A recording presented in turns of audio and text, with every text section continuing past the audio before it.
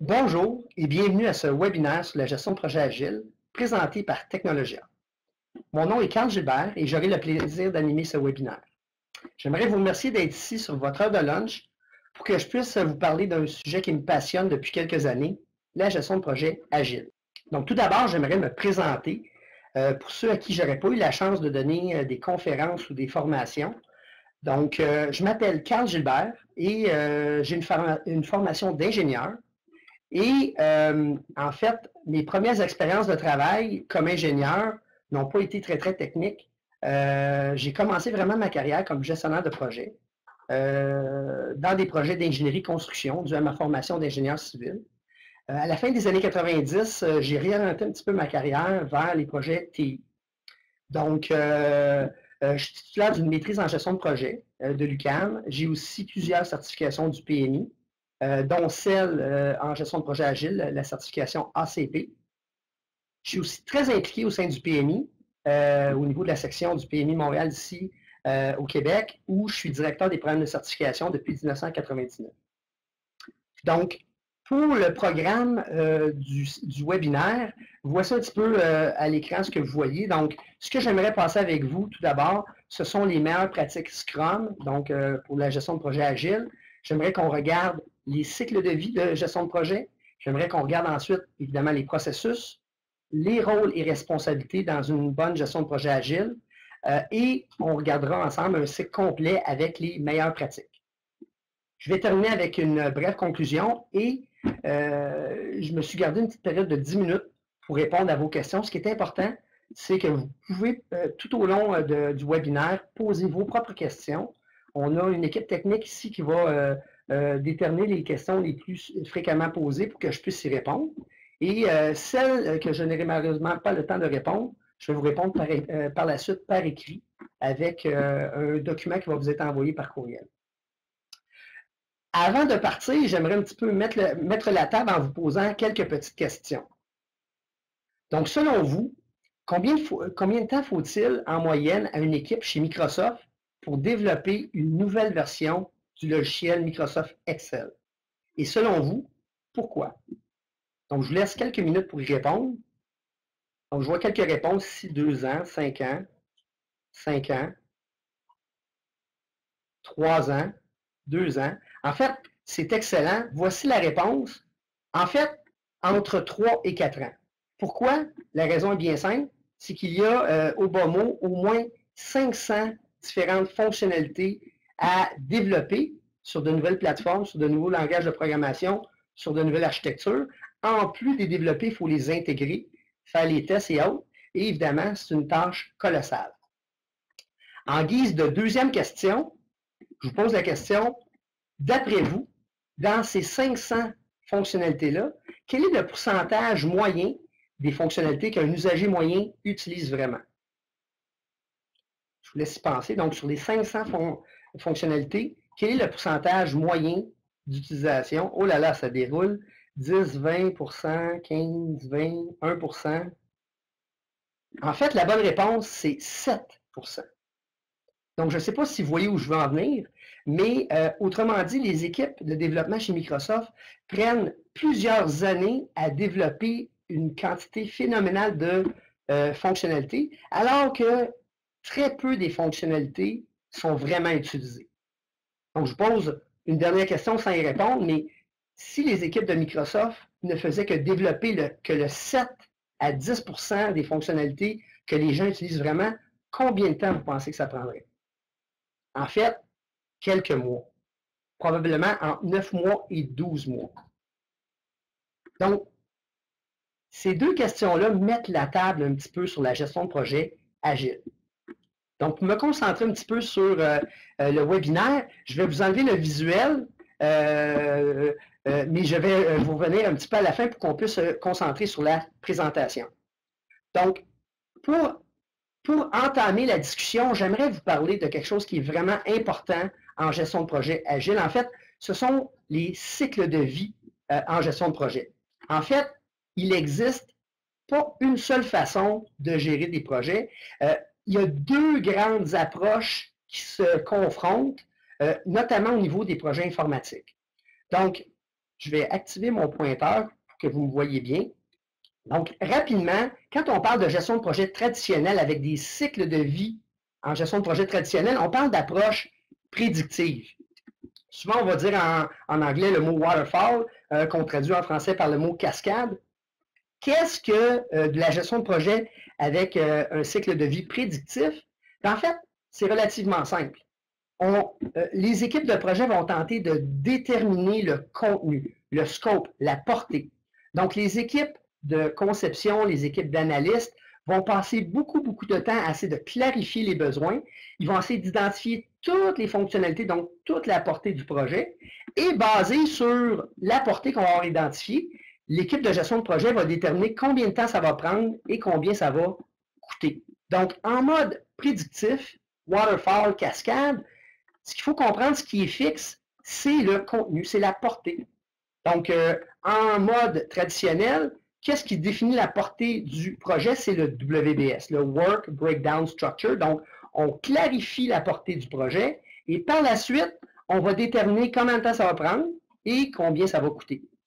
Donc, en gestion de projet traditionnel, les équipes de projet habituellement vont commencer par clarifier le scope et établir par la suite l'échéancier et le budget. Donc, le contenu est la variable fixe. Ce qui devient variable, c'est le temps et l'argent. Ça, ce sont des approches qu'on appelle prédictives. Quand on parle de la gestion de projet agile, on parle davantage de cycle de vie adaptatif. Les approches adaptatives sont caractérisées par quoi? Elles sont caractérisées par deux choses. Il y a deux mots qui sont vraiment importants.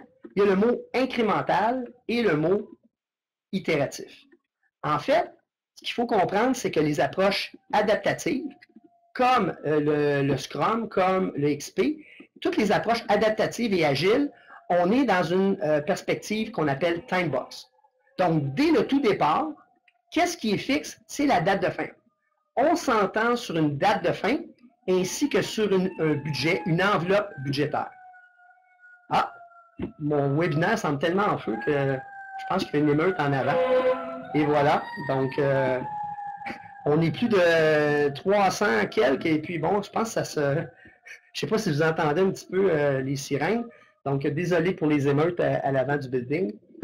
Donc, si je reprends, dans les approches adaptatives, on va s'entendre sur une date de fin, sur une approche prédictive et sur un budget, une enveloppe budgétaire. Et on va essayer d'aller voir ce qu'on peut livrer.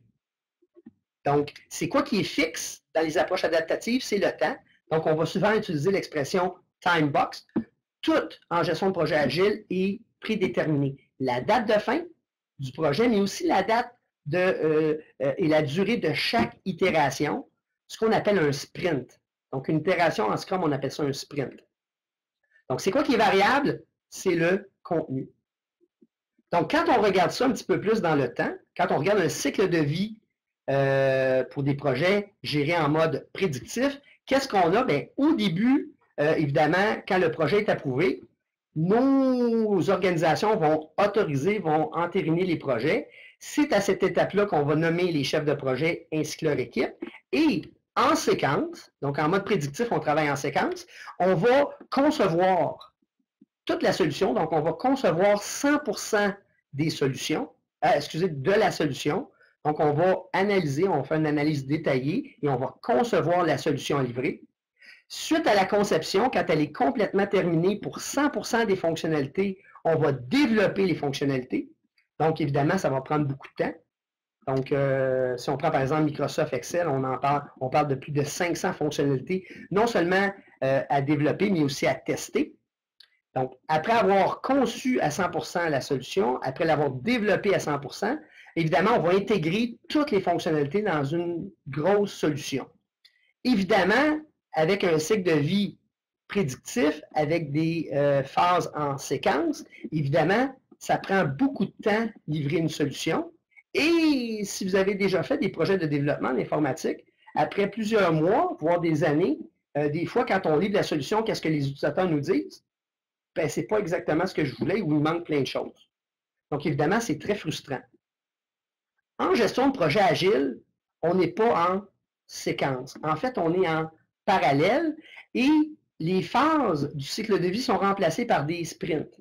Et ce qu'il faut comprendre, c'est qu'à chacune des itérations, chacun des sprints, en fait, on ne s'attaquera pas à 100% des fonctionnalités, mais seulement à certaines. Et dans l'exemple que je vous montre ici, vous voyez, dans la première itération, dans le premier sprint, on va concevoir, développer, tester et intégrer une petite partie des fonctionnalités, à savoir, dans mon cas ici, la fonctionnalité A, B et C. Donc, à la fin de chaque sprint, en mode agile, il y a un incrément de la solution qui fonctionne et qui est potentiellement livrable. Donc, après le premier sprint, je vais avoir un premier incrément. Après le deuxième sprint, là, je vais concevoir, développer, tester et intégrer de nouvelles fonctionnalités. Pas toutes, mais que je vais venir ajouter à celles qui sont déjà livrées. Donc, après le deuxième sprint, j'ai un deuxième incrément. Et là, vous voyez, au lieu d'avoir seulement 3 fonctionnalités, A, B, C, je vais avoir A, B, C, D, E, F. Et ainsi de suite, pour un troisième incrément, le sprint 3, on va concevoir, développer, tester et intégrer d'autres fonctionnalités. Et lorsqu'il y a assez de fonctionnalités, lorsque toutes les fonctionnalités essentielles et obligatoires sont là, on peut procéder à une implantation, à une mise en opération, une mise en ligne. Donc, c'est ça qui caractérise vraiment une approche adaptative. Il y a le mot incrément. Donc, à chaque sprint, il y a un incrément de la solution qui est développé et c'est fait de façon itérative. Donc, ça, c'est comparer les deux modes, donc prédictif et adaptatif. Je suis persuadé que dans l'auditoire, il y a plusieurs participants qui sont PMP et qui sont familiers avec les approches du PMI. Dans les approches prédictives, telles que préconisées dans le PMBOK, notamment que vous voyez ici, on dit tout le temps qu'il y a 5 groupes de processus. Il y a tout d'abord les processus de démarrage où, en général, le chef de projet et son équipe vont clarifier son mandat et rédiger sa charte. Ensuite, il y a les groupes de processus de planification. C'est là que le chef de projet et son équipe va élaborer la stratégie de réalisation et produire son deuxième livrable, le plan de projet. Suite au démarrage et à la planification, après ça, on va exécuter ainsi que faire le suivi et contrôle du projet. Donc, c'est ce qu'on appelle la partie réalisation du projet. C'est là qu'on va avoir nos phases en général qui vont être en séquence. C'est là qu'on va concevoir, développer, tester, intégrer et implanter la solution. À la fin, il y a les processus de clôture. Donc, dans un mode prédictif waterfall, on a nos 5 groupes de processus. Ce qu'il faut comprendre, c'est qu'en gestion de projet agile, on a sensiblement la même chose, sauf à un différent niveau. On a les processus de démarrage ici qu'on va voir un petit peu plus tard. Donc ici, il y a le démarrage des projets. Puis on va voir qu'en gestion de projet agile, souvent, on va appeler ça le sprint 0. Donc c'est le sprint initial. Et on va voir en quoi ça consiste un petit peu plus tard, mais les processus de démarrage sont bien présents, sont ici. Suite au démarrage, il va y avoir les processus de planification. Vous allez voir que chaque sprint va devoir être planifié dans son menu détail. Porté par le Scrum Master qui va procéder au tout. Et après ça, il y a la partie exécution, suivi, contrôle. Donc, la partie sprint, c'est là qu'on va retrouver les groupes de processus d'exécution ainsi que de suivi, contrôle. Dernièrement, à la fin, il va y avoir aussi les processus de clôture. Donc, dans un processus agile, avec l'approche Scrum, celle que vous voyez à l'écran, en fait, vous allez voir que la clôture est faite en 2 étapes. Il va y avoir ce qu'on appelle la revue de sprint ainsi que la rétrospective. Donc, ce que j'essaie de vous dire, c'est j'essaie de vous comparer la gestion de projet traditionnelle prédictive ainsi que la gestion de projet adaptative avec l'agilité. Donc, ce que vous pouvez voir ici, puis sur cette diapositive-là, vous voyez beaucoup de choses. Vous avez les principaux livrables. Vous voyez ici, il y a 6 livrables importants dans la gestion de projet agile. On va le voir, il y a la vision du produit, il y a le backlog du produit et il y a le plan de livraison. On va y revenir. Donc, les 3 premiers livrables sont là. Après ça, il y a le backlog du sprint. On va voir c'est quoi. Et on va voir qu'il y a aussi le burn down ainsi que la liste de problèmes. Donc, il y a 6 livrables et on va voir aussi qu'il y a des rôles. Il y a 4 rôles importants. Dans les 3 rôles primaires, les plus importants, il y a le Product Owner qu'on va voir dans quelques instants. Donc, il y a le Product Owner qui est ici. On va voir c'est quoi son rôle. Il y a l'équipe Scrum ainsi que le Scrum Master. On va voir aussi qu'il y a d'autres parties prenantes qu'on retrouve ici. Donc ça vous donne un aperçu des meilleures pratiques de gestion de projet agile. Donc, si vous me permettez, regardons les fameux rôles dont je vous ai parlé. Donc, il y a 4 rôles vraiment importants en gestion de projet agile. Et vous allez voir que par rapport à la terminologie traditionnelle, les rôles, en fait, ne sont pas les mêmes et ils ont des noms spécifiques. Donc, je vais commencer avec les 3 rôles vraiment importants en agilité. Donc, on parle du Product Owner, du Scrum Master ainsi que de l'équipe Scrum. Je vais commencer avec le Product Owner. Le Product Owner, il joue vraiment un rôle prépondérant en gestion de projet agile. En fait, le Product Owner, on pourrait traduire ça comme le responsable du produit. En gestion de projet traditionnel, souvent on va l'appeler le sponsor, le commanditaire, le promoteur. En fait, le Product Owner, ce qu'il faut comprendre, c'est le client payeur. Donc, c'est lui qui décide. Et vous allez voir qu'il y a un rôle prépondérant, c'est lui qui est responsable du scope, de l'envergure. Et le scope, l'envergure en gestion de projet agile, on définit l'envergure dans le backlog du produit, le product backlog. Il y en a qui vont appeler ça le carnet du produit. Donc, le product owner, il a un rôle prépondérant parce que c'est lui qui doit dire sur quoi l'équipe Scrum doit travailler et il va aussi établir les priorités. Donc, on va voir que le Product Owner va beaucoup prioriser en fonction de la valeur des différentes fonctionnalités. On va voir ça un petit peu plus tard. Donc, le Product Owner, c'est le premier rôle qui est hyper important qui doit être joué. En gestion de projet traditionnel, qui est-ce qui est responsable du scope? D'habitude, c'est le chef de projet. Pas en mode agile. C'est vraiment le Product Owner qui est responsable de l'envergure, du scope, de la portée. Le deuxième rôle, c'est le Scrum Master. Le Scrum Master, c'est un petit peu l'équivalent du chef de projet en gestion de projet traditionnel. Le Scrum Master est l'expert en gestion de projet et il a la mission de guider l'équipe, en fait, tout le monde dans le processus Scrum et il est là pour supporter l'équipe. Le troisième rôle, c'est l'équipe Scrum. Donc, c'est quoi une équipe Scrum? En fait, c'est une équipe pluridisciplinaire qui est composée d'experts dans tous les domaines requis pour être capable de livrer le produit ou le service, mais qui inclut aussi un utilisateur ou plusieurs utilisateurs. Un facteur de succès important en gestion de projet, c'est l'implication des utilisateurs et il y a toujours un utilisateur qui fait partie de l'équipe Scrum qui est pas à temps plein, mais qui est très étroitement impliqué avec l'équipe de développement. Donc, les 3 rôles qui doivent obligatoirement être joués dans un processus agile, c'est les 3 que vous voyez en haut, le Product Owner, le Scrum Master, ainsi que l'équipe Scrum. On vise l'engagement de ces rôles-là. Donc, on veut que ces gens-là soient non seulement impliqués, mais qu'ils soient engagés dans le processus Scrum. Si vous ne faites pas partie de ces 3 rôles-là, vous faites automatiquement partie du dernier rôle possible. Et c'est quoi ce dernier rôle-là? C'est toutes les autres parties prenantes et les autres utilisateurs. Donc, toutes les autres parties prenantes et utilisateurs ont la mission de supporter l'équipe de projet et faciliter au besoin la résolution de problèmes que l'équipe n'est pas capable de régler. Donc, sur cette diapositive-là, vous voyez clairement les 3 rôles qui existent, prépondérants, ainsi que le 4e. Puis on va voir où est-ce qu'on les implique, les parties prenantes et les utilisateurs. Donc ça, ceci, ce sont les rôles. Quand on regarde maintenant les livrables, je vous l'ai dit, il y en a 6 en tout et partout. Il y en a 3 qui sont associés au démarrage, donc au sprint 0.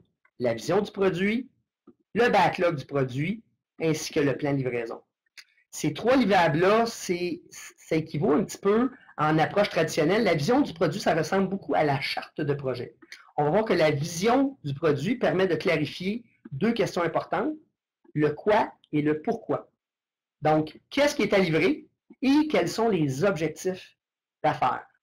Donc, La vision du produit, c'est le premier livrable. Une fois que le projet est approuvé, c'est le premier livrable que l'équipe Scrum, chapeautée par le Scrum Master ainsi que le Product Owner, doit produire. Le deuxième livrable, c'est le backlog du produit. C'est probablement le backlog du produit, le concept le plus important qui existe en gestion de projet agile. Le backlog de produits équivaut, somme toute, au fameux WBS qu'on a en gestion de projet traditionnel. En fait, le backlog définit la liste de tous les livrables, toutes les caractéristiques qui doivent faire partie de la solution d'affaires. Donc, qui est le responsable du backlog de produits? On l'a vu tantôt, c'est le Product Owner. C'est le Product Owner qui a à gérer le backlog, pas juste sa version initiale, mais toutes les versions subséquentes, parce que le backlog, c'est un livrable qui est vivant. Donc, on va commencer avec un backlog initial avec une série de fonctionnalités, mais on va voir que ce backlog-là va évoluer. Donc, le deuxième livrable, c'est le backlog. C'est l'équivalent du WBS, la structure de découpage du projet en mode traditionnel. Le troisième livrable, c'est le plan de livraison. Le plan de livraison, c'est un petit peu l'équivalent du plan de projet. Donc, c'est là-dedans qu'on va planifier le projet dans le temps et dans l'argent. Donc, ces trois livrables-là, la vision du produit, le backlog, ainsi que le plan de livraison, ce sont les trois premiers livrables. Et quand est-ce qu'on fait ces livrables-là dans le sprint 0? Le quatrième livrable est associé au groupe d'exécution de la planification. Donc, avant chaque sprint, on va voir que l'équipe Scrum, guidée par le Scrum Master, supportée par le Product Owner, va avoir à créer le backlog du sprint. C'est quoi le backlog du sprint? C'est une liste, mais de tâches. Donc, comme je vous ai expliqué tantôt, à la fin de chaque itération, chaque sprint, il y a un incrément de produits. Il y a une série de features, de fonctionnalités qui sont livrées. Et c'est quoi le backlog du sprint? Ce sont toutes les tâches nécessaires pour livrer ces fonctionnalités-là. Donc ça, c'est associé au groupe de processus de planification. Pour ce qui est des deux derniers livrables, ce sont deux livrables qu'on va retrouver dans la partie sprint. On va voir qu'il y a deux livrables, à savoir le burn down du sprint, ce qu'on appelle aussi le burn down chart. On va voir que le burn down chart, ça équivaut à peu près à ce qu'on appelle un rapport d'avancement en gestion de projet traditionnel. On va retrouver sensiblement les mêmes informations. Et dernier livrable, on appelle ça la liste de problèmes. Souvent, vous allez entendre impediment list ou backlog of problem, impediment backlog. En fait, on va voir que la liste de problèmes, c'est le chef de projet, le Scrum Master en mode agile, qui va avoir à gérer cette liste-là et idéalement à régler ces problèmes-là. Donc, ce que je voulais vous montrer avant de faire un survol complet de chaque étape, je voulais vous montrer les rôles qui devaient être joués en mode Scrum ainsi que les principaux livrables. Donc, si on regarde ça un petit peu plus dans les détails, quand on regarde notre processus, par quoi ça commence? Donc, une fois que le projet a été approuvé, donc une fois que le business case a été approuvé par la haute direction, une fois qu'on a un go pour livrer un projet en mode agile, bien, en quoi consiste la première étape? Bien, on le voit ici au début, le processus de démarrage, c'est ce qu'on appelle le sprint 0. Donc, le sprint 0, il y a trois livrables majeurs. On les a vus tantôt. Il y a la vision du produit, il y a le backlog du produit, ainsi que le plan de livraison. Donc, en mode traditionnel, ces livrables-là correspondent un petit peu à la phase démarrage et planification du projet. Donc, c'est là qu'on va produire notre charte, ainsi que notre WBS et notre plan de projet. Donc, en mode agile, le mot démarrage n'existe pas, comme je disais, on appelle ça le sprint 0. Et vous avez un petit peu les équivalents en mode traditionnel, en mode agile versus traditionnel. Donc, vision du produit, charte, backlog, c'est le WBS, plan de livraison, plan de projet. Donc, quand on regarde dans les menus détails, en quoi consistent ces trois livrables-là? Donc, commençons tout d'abord par la vision du produit. Le premier livrable de l'équipe Scrum, c'est de produire ce qu'on appelle le Product Vision en anglais. Et tout dépendamment de la nature du produit ou service à livrer, Ici, je vous donne deux exemples concrets. Si on a développé, par exemple, un logiciel commercial qui va être commercialisé, qui va être lancé sur le marché, une des techniques les plus utilisées, c'est ce qu'on appelle le Product Vision Box. Donc, ce que vous avez à la gauche ici, hein, le premier livrable de l'équipe, ça va être la boîte telle qu'elle va se retrouver sur les tablettes une fois que le produit va être lancé sur le marché. Donc, en quoi consiste la vision du produit? En fait, c'est relativement simple. Le Product Owner, le responsable du produit, le responsable de la marque, va exprimer, va communiquer sa vision du produit. Donc, à moyen long terme, vers où on veut s'en aller avec le produit. Et pour s'assurer que l'équipe comprend bien où est-ce qu'on veut s'en aller, on va demander à l'équipe de produire le Product Vision Box.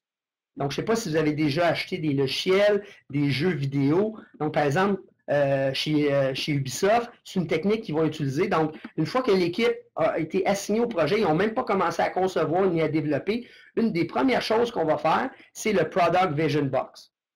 Vous allez voir qu'en gestion de projet agile, on fait souvent appel à des techniques visuelles. Pourquoi? Parce qu'un dessin vaut 1000 mots. Donc, autrement dit, on est capable, avant même d'avoir analysé et fait la conception de la solution, on est capable de voir les principales caractéristiques du produit ou du service. Donc, la vision, comme je vous disais, du produit permet de clarifier deux éléments importants en gestion de projet, le quoi et le pourquoi. Donc, ça, c'est pour des produits commerciaux. Je vous donne un autre exemple dans la partie de droite ici, là, par exemple, un site web. Donc, supposons que l'équipe a livré un site web. Bien, pour s'assurer que l'équipe a bien compris où est-ce qu'on veut aller, bien, souvent, on va utiliser des mock-ups, des maquettes, il y en a qui appellent ça des prototypes, des wireframes, donc maquettes, fil de fer. Donc, encore une fois, ce sont des techniques de représentation visuelle pour s'assurer de qu'est-ce qui est in et qu'est-ce qui est out. Et ça permet aussi de clarifier les objectifs, donc le quoi et le pourquoi. Donc, dès que le projet est approuvé, dès que l'équipe Scrum est montée, quel est le premier livrable? On appelle ça la vision du produit, Product Vision en anglais.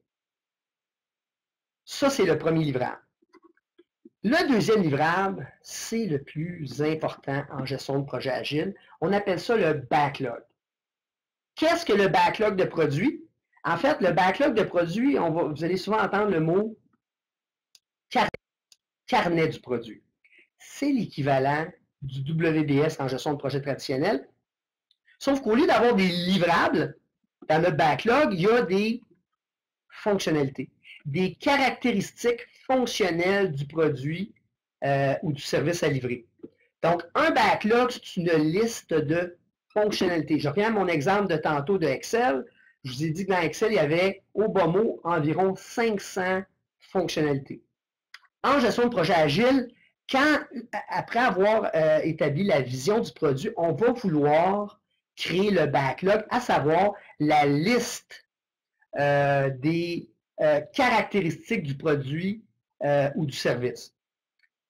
En gestion de projet agile, on va utiliser une façon particulière pour exprimer ces fonctionnalités-là. On va utiliser ce qu'on appelle des user stories. Donc, vous le voyez ici, user story. En français, on pourrait traduire ça par, je pense que la meilleure traduction, c'est scénario utilisateur. Il y en a qui vont appeler ça des récits utilisateurs ou des histoires. Je pense que ce qu'on utilise le plus dans la vraie vie, c'est des scénarios.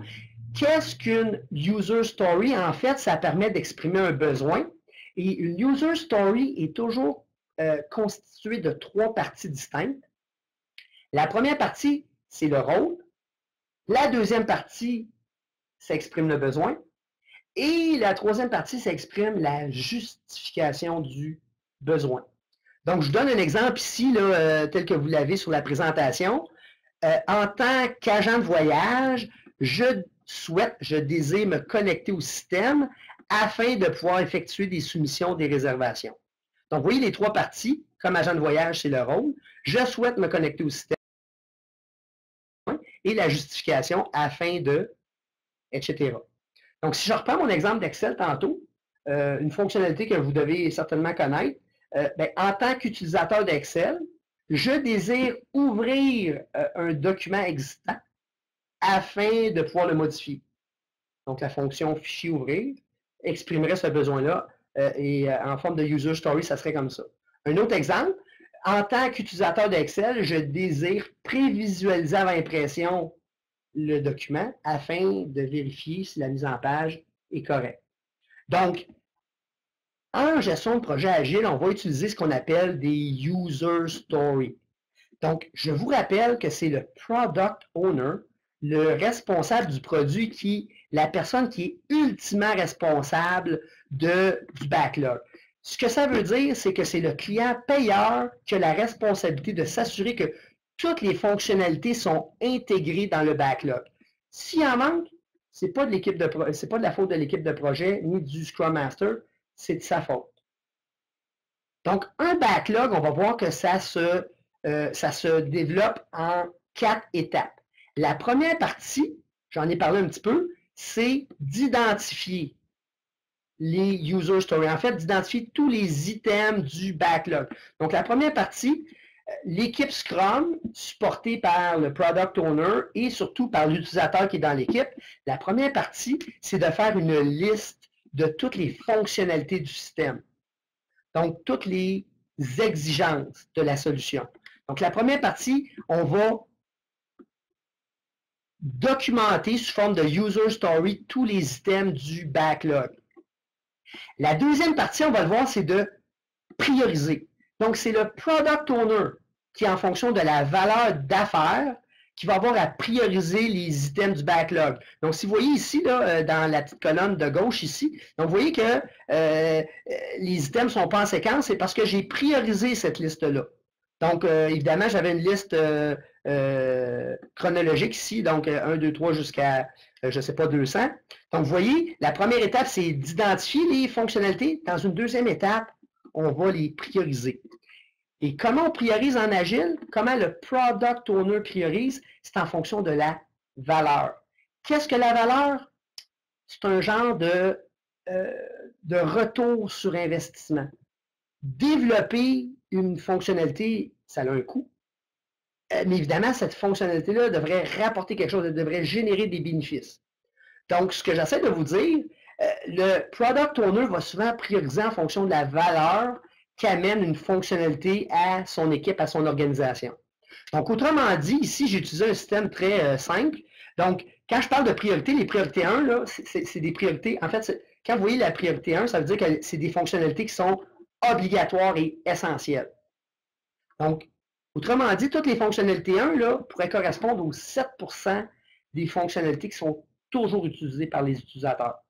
Donc, basé sur la valeur, le Product Owner va prioriser les items du backlog. Donc, étape 1, on identifie les items. Étape 2, on priorise. Suite à l'identification et à la priorisation des items, en troisième lieu, l'équipe Scrum va estimer chacun des items du backlog. Et, sans trop rentrer dans les détails, il y a plusieurs façons d'estimer les items du backlog. Les puristes en gestion de projet agile vont vous dire que pour estimer les items du backlog, chacune des user stories, il faut absolument utiliser le planning poker, qui est une méthode d'estimation relative des efforts. Étant donné le temps imparti qui est très limité, moi, j'ai utilisé des efforts comme on le fait en gestion de projet traditionnel. Donc, il est possible d'estimer les différents items, non pas obligatoirement avec le planning poker, mais avec les efforts tels qu'on l'utilise en gestion de projet traditionnel. Donc, moi, pour les fins de ma présentation, j'ai estimé chaque item de mon backlog. Donc, vous voyez ici, donc le premier item, j'ai estimé, en fait, l'équipe Scrum a estimé que pour concevoir, développer, tester et intégrer la première fonctionnalité, ça nécessitait un effort de 75 heures personne. Donc, après avoir identifié et priorisé les systèmes, l'équipe Scrum arrive et va estimer les efforts que ça prend pour livrer chacune des fonctionnalités. Donc, c'est ça les 3 premières étapes. Donc, ici, vous voyez, là, c'est vraiment des efforts. Puis ici, je les exprime en heures personne.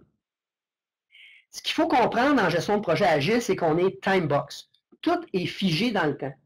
Et tous les sprints, toutes les itérations ont une durée fixe et constante. Dans ma présentation, je vais utiliser des sprints de 4 semaines, soit 1 mois. Et non seulement on est à durée fixe, mais on est aussi à capacité fixe. Qu'est-ce que ça veut dire? C'est que les membres de mon équipe Scrum vont avoir une disponibilité fixe, donc à savoir toujours la même disponibilité pendant un sprint. Et dans mon exemple, vous allez voir ici, là, si on totalise toutes les disponibilités, regardez, j'ai une équipe qui est pluridisciplinaire, donc j'ai peut-être ici, Robert, c'est probablement un analyste, Philippe, un architecte, j'ai peut-être ici 2 développeurs, un testeur et un intégrateur. Donc, vous voyez, j'ai une équipe de 6 personnes, et vous voyez, leur disponibilité totalise ici 500 heures personnes. Donc, après avoir identifié, priorisé, et estimer avec des efforts le backlog, en utilisant cette disponibilité de 500 heures personnes-là, je vais être capable de découper mon backlog en sprint. Donc, mon équipe a une disponibilité de 500 heures personnes. Et regardez ici, si je totalise mon 75 avec mon 125, avec mon 25, mon 100, mon 150 et mon 25, si je totalise tout ça, ça me donne 500. Donc, vous voyez que avec ma vélocité, le 500, la capacité, la disponibilité de l'équipe, on appelle ça la vélocité. Bien, la vélocité permet de slicer, c'est souvent le terme qu'on utilise en Agile, ça nous permet de découper le backlog en sprint. Donc, vous voyez ici, ce que j'essaie de vous dire, c'est que le premier sprint, ici, le premier sprint, ça devrait donc dire que je devrais livrer ces 6 fonctionnalités-là. Donc, à la fin du premier sprint, je l'espère que mon équipe de développement va me livrer ces 6 items-là. Donc, si je poursuis l'exercice après ça, donc après avoir assigné mes items du backlog à un sprint, mon sprint 1, je vais faire la même chose, donc je vais aller chercher un autre 500, puis je vais assigner ça au sprint 2, et ainsi de suite. Donc, si je découpe mon backlog et je le slice en sprint, je vais être capable de produire le 3e livrable qu'on appelle le plan de livraison. En quoi consiste le plan de livraison? Excusez-moi. Donc, après l'avoir découpé en sprint, en quoi consiste le plan de livraison? Voyons, la misère avec ma présentation, désolé. Donc, en quoi consiste le plan de livraison? Donc, vous voyez ici mon backlog. Vous voyez ici, là, tous les items. J'ai découpé mon backlog en 8 sprints. Et regardez, ils ont toutes 500 heures personnes ou à peu près. Donc, ce que ça veut dire, c'est que pour livrer toutes les fonctionnalités de mon backlog, ça va me prendre 8 sprints. Et vu qu'un sprint dure 1 mois, si j'ai 8 sprints, ça veut dire que ça va me prendre exactement 8 mois pour livrer toutes ces fonctionnalités-là. Et regardez, si je mets ma date de début sur le premier sprint, puis que mon sprint dure 1 mois, bien, je suis capable de savoir la date de fin de mon premier sprint, mais aussi ma date de début. Et je ne sais pas si vous voyez, mais sans même avoir à faire un échéancier dans Microsoft Project avec un chemin critique, je suis capable de planifier mon projet. Donc ça, c'est ce qu'on appelle le plan de livraison. Donc j'ai tous mes sprints. Après ça, ce qui reste à faire, c'est d'assigner des sprints à des livraisons. Et ça, c'est le Product Owner qui va faire ça. Donc vous voyez ici, autrement dit, là, vous voyez que mes 3 premiers sprints, je les ai associés à la livraison 1. Donc c'est le Product Owner qui a dit que, hey, après les 3 premiers sprints, toutes les fonctionnalités obligatoires sont présentes, donc on peut procéder à une première livraison. Donc, on va livrer une première version du système qui est incomplète, mais qui fonctionne et qui satisfait les besoins essentiels des utilisateurs. Plus tard, il va y avoir une autre livraison, vous voyez, une 2e livraison, donc encore une fois, il va y avoir 3 sprints. Il va y avoir une 3e livraison avec 2 autres itérations. Donc, qu'est-ce qu'on appelle le plan de livraison? C'est ça. Donc, ce que j'essaie de vous dire, c'est que le premier sprint, en fait, excusez, la première livraison va totaliser 3 sprints, 3 mois. Donc, je suis capable de savoir la date de début et de fin. Et je sais que le 6 mai 2016, je sais qu'il va y avoir une livraison. Je ne suis pas exactement sûr de qu'est-ce qu'il va y avoir comme fonctionnalité à l'intérieur, mais je sais qu'à cette date-là, j'aurai une première livraison qui va être faite. L'ensemble des plans de livraison, on appelle ça le roadmap, la feuille de route.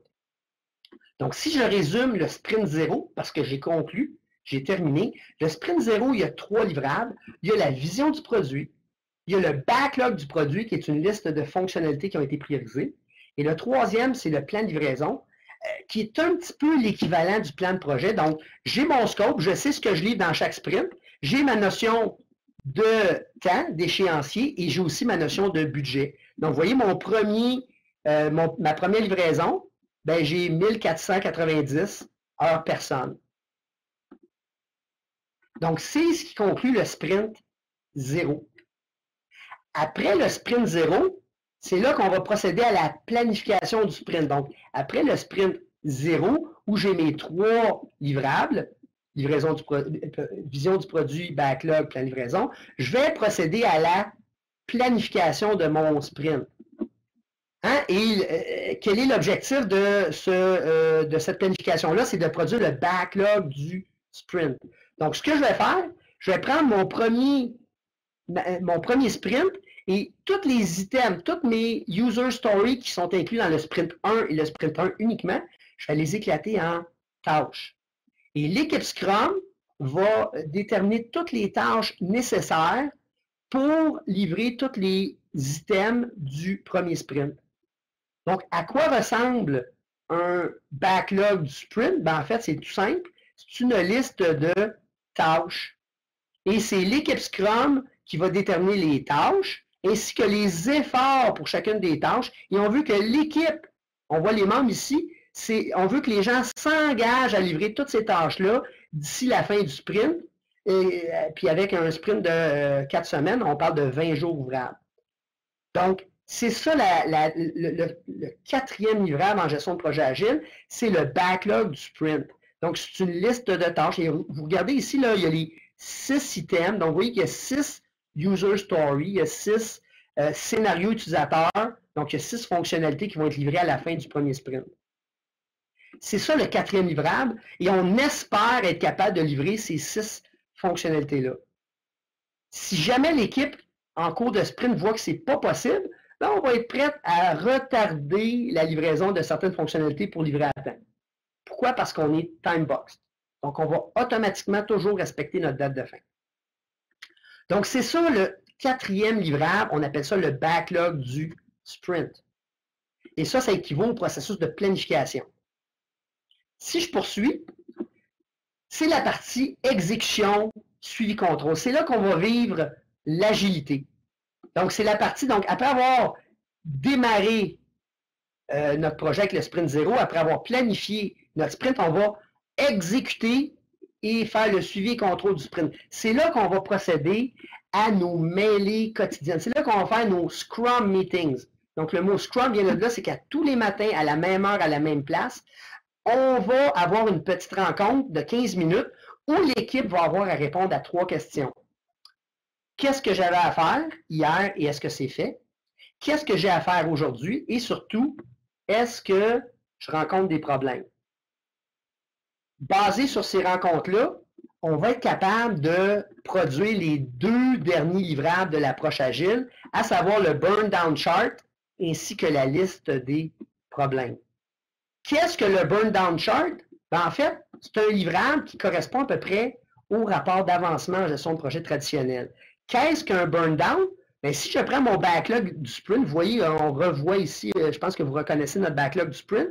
Qu'est-ce que le burn down? En fait, c'est la partie ici graphique du haut, qui est en fait l'effort. En fait, c'est la courbe dégressive des efforts restants. Donc, à la fin de chaque journée, on va regarder les efforts restants sur chacune des tâches. Et ce qu'on espère, c'est qu'à la fin du sprint, évidemment, ben, les efforts restants soient de 0.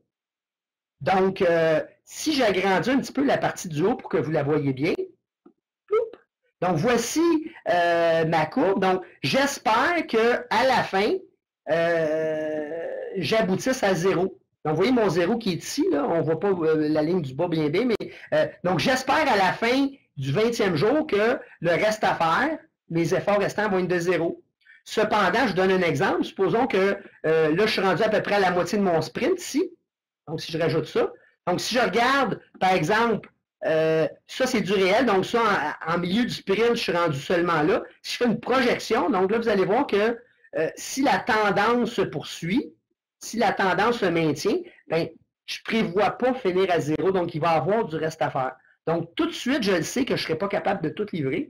Et le but, évidemment, c'est d'essayer de voir comment je peux essayer de tout livrer, soit en allant chercher davantage de disponibilité chez mes gens ou en repoussant des items au prochain sprint.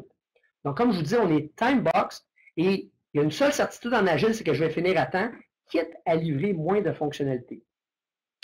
Vous allez souvent entendre parler de la liste des tâches ou le tableau des tâches qu'on appelle des tableaux Kanban. Ce tableau-là, c'est une extension du Burn Down Chart où on voit l'état des tâches. Donc, vous voyez ici pour chaque user story. Donc, ici, là, dans mon exemple, j'ai 3 user stories dans mon sprint. Ça, ce sont toutes les tâches. Ça donne un état des tâches pour chacune. Dernière chose, dernier livrable, on appelle ça la liste de problèmes. Donc, à la 3e question lors des mêlées quotidiennes, chaque membre de l'équipe Scrum va dire s'il rencontre des problèmes.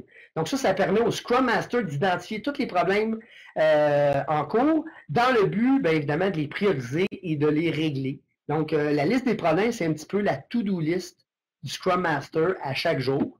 Évidemment, on va essayer de régler le maximum de problèmes à chaque jour pour faciliter le bon développement par les équipes de développement, donc les équipes Scrum. Donc, ceci correspond à la partie exécution, suivi, contrôle. Donc, c'est la partie itération. Comme je vous dis, les sprints sont de durée fixe. C'est entre 1 et 4 semaines. Souvent, ce qu'on va voir, c'est 2 ou 4 semaines. À la fin de chaque itération, qu'est-ce qui reste? Il reste la clôture. Donc, comme je vous le disais au début, à la fin de chaque sprint, il devrait y avoir un incrément de produit qui est potentiellement livrable. Ça veut dire qu'il y a des fonctionnalités qui marchent. Et comment on clôt chaque sprint, comment on procède à la clôture? En fait, il y a 2 parties. Il y a 2 parties hyper importantes en Scrum. Il y a tout d'abord la revue de sprint. En quoi consiste la revue? C'est super simple. C'est de faire une démonstration. Donc, à la fin du sprint, il devrait y avoir des fonctionnalités qui fonctionnent. Bon, ben, l'équipe Scrum va démontrer, pas juste à l'équipe Scrum, mais à plein d'utilisateurs que les fonctionnalités marchent. C'est une occasion unique pour aller chercher du feedback sur les fonctionnalités. Donc, si jamais il y a certaines fonctionnalités qui ne font pas exactement ce qu'elles devraient faire, bien, l'équipe n'a pas besoin d'attendre une mise en production pour réagir. Donc, la revue de sprint correspond à une démonstration. On a une demi-journée pour ça. La deuxième partie, c'est la rétrospective. En quoi consiste la rétrospective? C'est simple, c'est faire un genre de mini post-mortem pour voir si l'équipe peut s'améliorer dès le prochain sprint. Ceci conclut un cycle complet avec le modèle Scrum en gestion de projet agile. Donc, on a couvert toutes les étapes, le sprint 0, la planification du sprint, l'exécution et le contrôle, ainsi que la clôture. J'espère que ça a été clair. Je sais que je vous ai communiqué beaucoup d'informations. Cependant, mon équipe a préparé une liste de questions. Donc, si vous me permettez, on va passer à la période de questions. Donc, laissez-moi juste trouver des questions. Puis évidemment, je vais essayer de la lire. Je vais prendre une des questions ici. Est-ce que toutes les fonctionnalités sont forcément des fonctionnalités les plus prioritaires? En fait, comme je disais, lorsqu'on crée le backlog du sprint, qui est responsable de ça, c'est le product owner. Donc, on va faire une liste la plus exhaustive, la liste la plus exhaustive possible de toutes les fonctionnalités. Et en gestion de projet agile, il y a le concept de Minimal Marketable Features. Donc, c'est les fonctionnalités qui doivent absolument être présentes pour qu'on puisse lancer le produit sur le marché. Donc, toutes les fonctionnalités qu'on appelle obligatoires devraient obligatoirement faire partie de la première livraison. Donc, ça, c'est une question. Deuxième question. Comment faire pour s'assurer que la rencontre hebdomadaire, ce n'est pas une rencontre hebdomadaire, c'est une rencontre quotidienne de 15 minutes. En fait, c'est un défi de rentrer dans 15 minutes, mais ce qu'il faut comprendre, c'est que ces 15 minutes-là, quand on fait nos mêlées quotidiennes, ce n'est pas là pour faire de la résolution de problèmes. Le but, c'est d'avoir un statut de chaque individu, d'identifier les problèmes, puis après ça, on a le reste de la journée pour tenter de les régler. Donc, on veut faire une revue sommaire, puis on veut s'assurer que tout ce qu'il y avait à faire, tout ce que les gens avaient à faire, c'était fait. On veut aussi planifier la journée à venir et identifier les problèmes. Donc, pour l'avoir fait plusieurs fois, rentrer dans 15 minutes, quand on est 5, 6, 7 personnes, ça donne 1 minute et demie, 2 minutes par personne.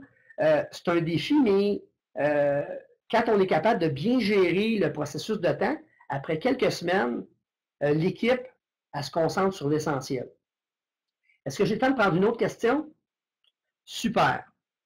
Donc, quel est le meilleur outil pour gérer le Scrum? Est-il possible d'avoir des dashboards en question, surtout avec des équipes qui ne sont pas en colocation?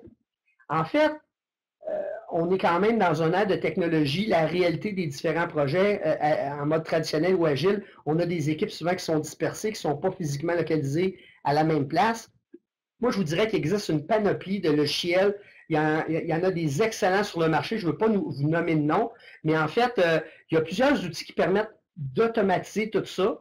Moi, je vous dirais que quand la gestion de projet agile a commencé, on était vraiment avec des tableaux blancs, puis on faisait notre backlog du sprint, c'était un tableau. On avait un burn down, on avait notre tableau des tâches, on travaillait avec des post-it. Aujourd'hui, c'est possible d'automatiser le tout. Et avec des outils de vidéoconférence, on est capable de présenter ça à tous les membres de l'équipe Scrum, même s'ils sont à des endroits géographiques différents. Donc, comme je vous dis, il y a plein d'outils. On parle beaucoup de Jira Agile. Il y a Version 1 qui est un excellent produit aussi. Mais bon, je ne veux pas faire la promotion d'aucun produit, mais il y a d'excellents produits qui vont automatiser, qui vont produire tous les visuels aussi requis en gestion de projet agile. Est-ce que j'ai le temps pour une dernière question? Malheureusement, non. Écoutez, en guise de conclusion, j'aimerais vous présenter la petite image que vous avez à l'écran. Je ne sais pas s'il y en a qui savent, le mot Scrum, ça vient de où, mais ça vient du rugby. Et un Scrum, c'est une mêlée. Donc, c'est une mise en jeu où toute l'équipe doit travailler ensemble et tirer dans le même sens vers l'atteinte d'un objectif. Donc, ça conclut un petit peu ma présentation. Comme ça le dit, arrêtons de nous chicaner et commençons à travailler ensemble. Donc, je vous remercie infiniment pour votre temps sur l'heure du lunch.